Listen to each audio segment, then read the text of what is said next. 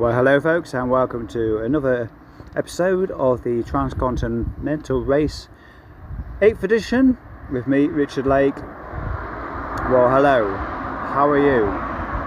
Lots happened in the last few days. I can't even remember what I was talking about last, because new phone, lights are broken, numerous punctures. Let's start with the phone. Got completely wet on Saturday. It actually threw it down on Saturday. Thursday, threw it down, got the phone wet. Well, I initially put it in my pocket, and it still got wet in the ports and everything. I should have stuck it in the top tube bag, but anyway, that's hindsight. Lights are flickering on and off for whatever reasons. Can't ride at night very effectively. Punctures at the beginning and the end of the parkour. And then waking up this morning, going out riding and getting a double puncture. Yeah, exciting times. Let's talk about that parkour, shall we, as I try and eat my ice cream, which is caramel flavoured. The pauses are when I'm just taking a nice bite. It's delicious. Anyway, you don't want to hear me eating nice caramel ice cream. You want to hear about this parkour and how good it was, yeah? Well, wrong. It was terrible. It was horrendous. It's the worst day of my life. I mean day. I started at 7 o'clock in the morning, and I think it was 8 at night or something. And then after I finished that, I had to climb up Transalpina, drop into Ranker to find a hotel, which thankfully there was. It also doubled up as a restaurant, so I had 2 pizzas to myself. That was the highlight. As for the parkour, you'll see on my YouTube channel when, because I actually got me GoPro back out again and filmed bits and bobs of it. Terrible. It should have never been in there. It's just, well, try to address. The thing is, also what made it worse was, he was allowed to do this parkour in either direction, west to east or east to west. I chose east to west. Wrong. Should have done it west to east. It was the worst decision of my life. It was 1,200 metres uphill. Absolutely terrible. When I say 1,200 metres uphill, what I mean is 1,200 metres of pushing your bike 1,200 metres up a fucking mountain. It was completely unrideable. In both directions it would have been, it was absolute nightmare. I don't know why they put that in. It was completely over the top. At one point I think I was going to have enough food and drink to get around. I got a couple of punches, one at the beginning and one at the end. Absolutely terrible it was. And now, a day later I've got this new phone, which is not new, it's second hand. Sound is awful, but it's cost me, a tenth of the price of a UK phone. I was under contract, so I just took the SIM card out and SD card and just popped it in the new one. Talking of which, all the video and photo was stuck on the memory card, well in the phone's memory, gone. So I've lost maybe 2 or 3 days worth of footage from the race. Thankfully, at some point, I don't know when, I did actually move all my data across to the micro SD card because it was running out of memory. So thankfully I've not lost a lot, but yeah, I've lost a big chunk of a reasonably sized chunk of the race in terms of photographs and video and things. Also, my bike's not quite right today. I don't know what it is. I'm not going to explain it to you, just in case I publish this video this evening or something like that. Obviously it'd be against the rules for you to offer advice and stick comments in there and everything, but it's not quite right. I'm not going to describe the issue, but aside from having a couple of fixed inner tubes, because I've not got replacement inner tubes. I've got them fixed at a car garage of all places. They just happen to have some patches, and I glued them all up and everything. Apart from that, I do have another issue which remains unresolved. Hopefully I'm going to go to Slatina, which is in Romania. I'm going to try and get there early tomorrow morning. Fingers crossed it's actually open on a Sunday, and I'll try and get the problem resolved. Anyway, it's time to get moving again. I've wasted so much today trying to sort out getting this new phone, installing all the apps, and getting everything back together again in terms of the bike and fixing the punches and things like that, putting the tubes back in, and it started raining, and now I'm rambling on. It's nearly 6 p.m. I've not done a lot of mileage today. It's time to go. I'll speak to you soon. And so the nightmare continues. One of the punches has failed and I'm stuck. So I've been on to Facebook, had a look around in the nearby area, and I found a mobile mechanic, bike mechanic. It says it's going to come and look and see if it can help out. If not, well, right now I'm located in a religious building, and it's fully roofed and everything, which is just as well, because I just heard a huge clap of thunder right above me, so I might have to stay for a while. Who knows? If not, it looks like I'm going to be having to walk, if these guys can't help, and bring some inner tubes which I can purchase. Then it looks like I'm going to be walking all the way to Slatina, which is about a 60-kilometre walk. So yeah, good luck to me walking from now all the way through the night. If I can walk 47k up a bloody mountain of a parkour, then surely I can walk 60 kilometres on the flat. Oh, and there's something else I wanted to talk to about Transalpina as well. My lights failed me going into Ranker, and I'm sure I haven't mentioned this already, but if I have, forgive me. Middle of nowhere, going over the Transalpina between two towns, miles apart. My lights failed me. I had to put my helmet torch on and use that to descend into Ranker. But before then, I was climbing up this mountain, two little hills actually, to be fair, about 300 metres high each, and started to put some clothes on because it was quite cold up there, about 2,100 metres or something like that, and I heard panting. Only bloody a dog following me up the mountain, or making its way between the towns. It's like, can't go anywhere, be anywhere without a dog. I think it's a little bit like that in the UK in respect to, like, they always say, like, rats, you're never too far from a rat, and I think it's the same in Romania, but with dogs. Anyway, I'm here, I'm speaking to you the following day. I had issues up the road with mechanicals and things. Basically, my steering was all out of whack, and it was pretty dangerous riding down from the mountains through Novaci, and I kept going. I was juddering like crazy.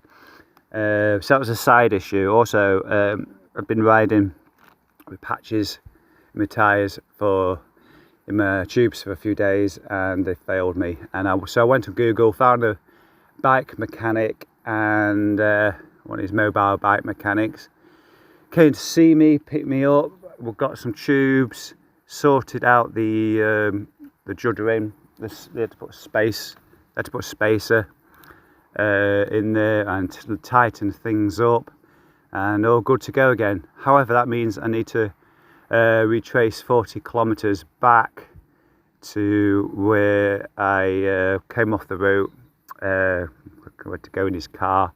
So yeah, spending a couple hours doing that, which means a little bit of climbing, but once I've got back to the spot, I can finally start heading south. It's a good distance away to the ferry. I don't know whether the ferry operates 24 hours. I need to check that at some point today. Coming across the Danube there and finally enter Bulgaria. Hip hip hooray! I don't know what the dog's like in Bulgaria, but my feeling is pretty much the same. Okay, it's a couple hours later and I finally retraced my steps back to where the unfortunate events of last night occurred. And I've celebrated by having a weed by the side of the road. So I'm ready to go. Heading south, hopefully in a downwards direction to Bulgaria now. Hopefully events free. So let's go. Burgas, here I come. Maybe you can hear the familiar sound. Cars flying along a wet road. Is absolutely chucking it down. I've done about maybe 14k, probably a little bit less in the rain, and it's wet roads. It's just started to get a little more persistent. So I've just decided to dash into a bus shelter rather, for a little while, just to hopefully wait until it eases off a little bit. I would have kept going, except I think I've already mentioned my light system. Both lights kind of got mines of their own at the moment, so the front light won't turn on. There's a lot of surface water, so I'm playing with my life here. So backlight works fine, the backlights work fine. I could put the helmet light on, I suppose, but I've got my hooded jacket on, so that's just keeping the head dry and everything else. So yeah, I might have to do that in the end, but for now it's bucketed it down, so I've just decided to stop. So basically I know how far I've gone in the rain, because I stopped, let's say about 14k ago, at a garage, and I can see the thunderstorm arriving, but it looks like it's set in for a while actually. I stopped there. Obviously I didn't really want to eat the food that I brought with me. It's kind of rude that, isn't it? So I'm just about to chuck into some salami sticks. No, I don't think it's salami as such, but it's cooked meat, so I'm going to sit and enjoy this for a while. Packet of crisps, I'm going to enjoy that as well, and then just watch the cars go past for a little while and see what happens. Check the rainfall radars, get an idea when it's going to finish, and just find out really in terms of navigation how far I am along from the ferry, because I do need to check as well whether the ferry operates a 24-hour service or not. So we're going to do that and use this time wisely to get all the finer details together whilst it's chucking down with rain. No point acting in annihilated on the roads, already wet as it is. The traffic here doesn't really give you much space, so of course I've had to make the space. I've been moving all the way out away from the big puddles, and they're just going to have to actually use the overtaking lane to get past other vehicles on the road, i.e. me. I hate having to educate users, but sometimes it's the safest place to be. I'm not riding in the gutter, but that's how problems have happened over the last few days, getting pushed into the gutter. So yeah, anyway, that's rant over. I'm going to have some lunch and hopefully get moving again soon. Well, I've arrived at the river at Slatina. It's a beautiful view. Busy road, I'm sure you can hear it in the background. The last 20-25k have been quite interesting actually, quite colourful. Normally it's just an array of dog carcasses and general roadkill, but it's been quite interesting the last section. Lots of families out with stores along the side of the road selling various local produce out the back gardens, I would imagine. Maybe some out of the local supermarket, I don't know. Some of it looked really like, top notch. Things like watermelons, grapes, onions, white cabbage. What else have I seen? Lots of colourful arrays of local produce, really. I'm trying to figure out what else there is. Didn't do any stops, I just wanted to keep going and pressing on. Tomorrow I should be catching the ferry. Hopefully it's running, with it being a bank holiday. People still want to go see places, see things, so fingers crossed it'll be running a normal timetable. If proof were ever needed that money doesn't always buy you the best the more you spend, this would be it. just checked into a hotel in Resido Verde and paid 120 RON for it, which I'm not sure how much that is. I think it's about £40 or something like that. And it's very dated. It's not very homely at all. It looks just like a council flat kind of thing. But what has won me over, if you can tell my voice is echoing, is because it's got a bath. And I haven't had a bath in 3 weeks. It is worth paying the extra for. And this bath is quite strange actually. It must be for like a small person because you can't lay back so much, but actually this is quite appealing because it's just, I don't know, there's something better about having a shorter bath. Yeah, it's nice and warm though, it's lovely and warm. I was a little bit worried at first because it took a while for the water to get nice and running warm, but now I'm in here, wow, it's amazing. Anyway, that's enough about the bath and me in it. So the plan tomorrow is to catch the ferry, and as I understand it, it leaves every 4 hours. So I'm hoping to make the 8:30 ferry. If you know any differently about when it runs, please don't comment below, because that would be helping me. And I've done my homework already. I've checked Facebook, I've checked Google, and it looks like 8:30, 12:30. Then 5:30, and something else. Anyway, I'm going to try and get the 8:30 one, not the 12:30.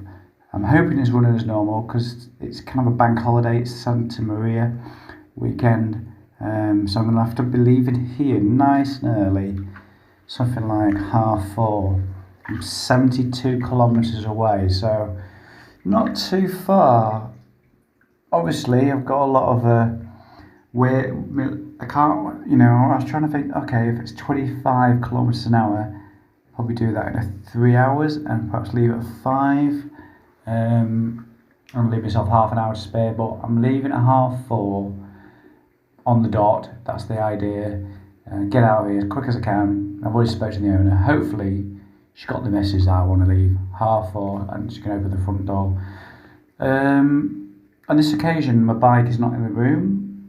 It's downstairs in the big function room, which is empty at the moment. There's no function on, so it's just the family down there. So hopefully things will be perfectly fine and the bike will be okay. So that's kind of brought you up to date with my situation of what I'm going to be doing tomorrow. So 72k to ferry, and then I'm just going to ride as far as I can.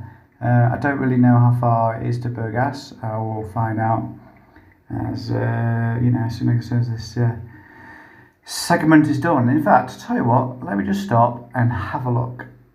Okay, of course, when I mean segment, I mean podcast. Just looked on via with GPS.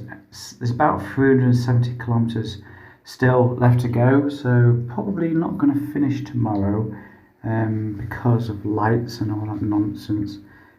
So rinse and repeat really. I'm going to ride as long as I possibly can tomorrow. It's fairly flat, nondescript. Hopefully it will be a repeat of today, where there's very few dogs because I'm on major roads, and hopefully the weather's going to be good. Hopefully there's going to be no thunderstorm or rain or anything like that. I'm not sure about the shop situation. I did speak to someone earlier today, and with it being a bank holiday, the shop should be open as normal. It's kind of like the UK really, because not the world doesn't close just because it's a bank holiday. There's still places that you can go to, supermarkets and things like that. So I'm going to leave the podcast here. Sorry about the echoing. If you've enjoyed this series and perhaps you're just jumping in right now, why not go back to episode 1 and start again? It's all up on the channel there. Comments, questions, don't forget to put them down below, but don't talk about ferry times. If there's anything I've got wrong, I don't want to know. I'm not going to read it. I'm going to be ignoring it until I caught the ferry kind of thing. Right, it's coming up to 20 minutes, so from me, take care. I'll see you in the next one. Bye bye.